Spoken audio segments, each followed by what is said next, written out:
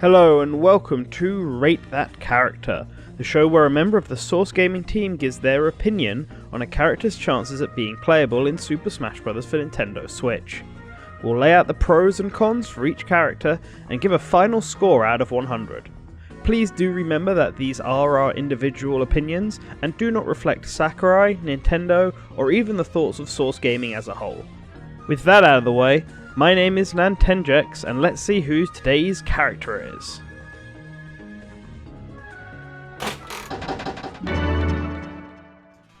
Born all the way back in 1986, Takamaru is the missing member of the Famicom 4, a name given to Nintendo's four major action stars of that year, the others being Link, Samus, and Pit.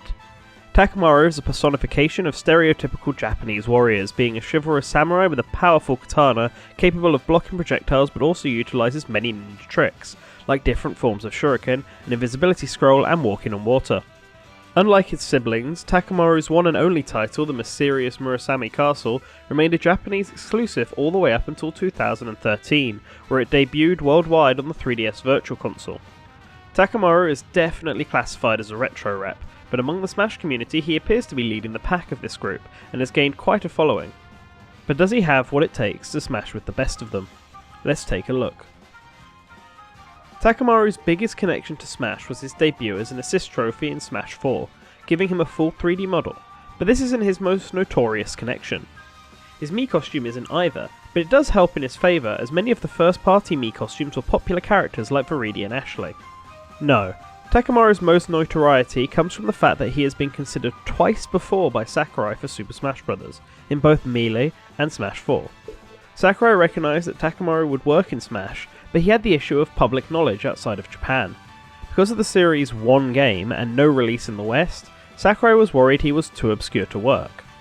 However, this has changed in recent years, as not only did his own game debut worldwide, and he made an appearance in Smash 4 as an assist trophy, but his series was also one of the 12 used in Nintendo Land, the debut game on the Wii U.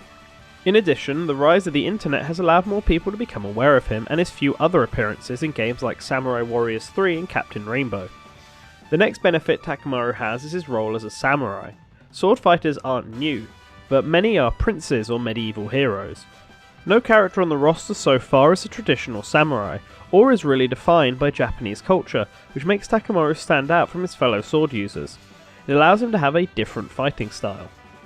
Takamaru is also an action star and the main character of his series. Characters who are more action orientated have an easier chance of getting into Smash, as they are much easier for Sakurai to visualise.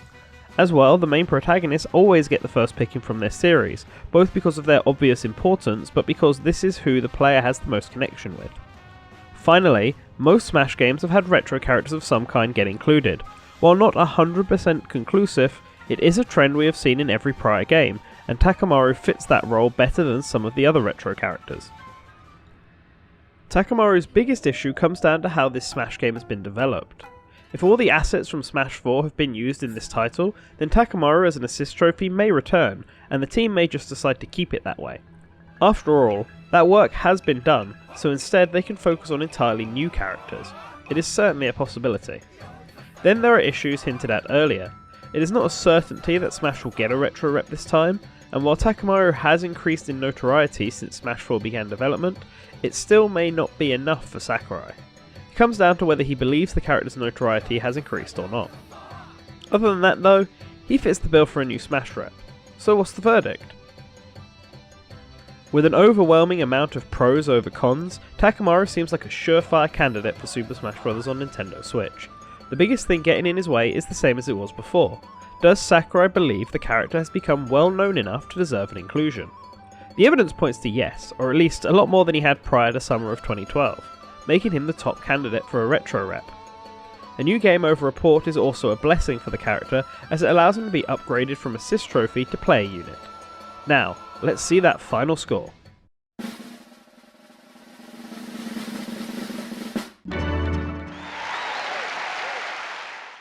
Before I go today, I just want to give a special thank you to all of our Patreons out there, in particular our super patron, the Duke of Dorks. You'll find a link to his channel down in the description below. Thank you for watching today's Rate That Character. If you liked this video, then give us a like and share with your friends. Let us know in the comments your thoughts on today's character, and give us a suggestion for a future character you would like us to rate. Make sure you hit that subscribe button so you can stay up to date, and always remember to return to the source.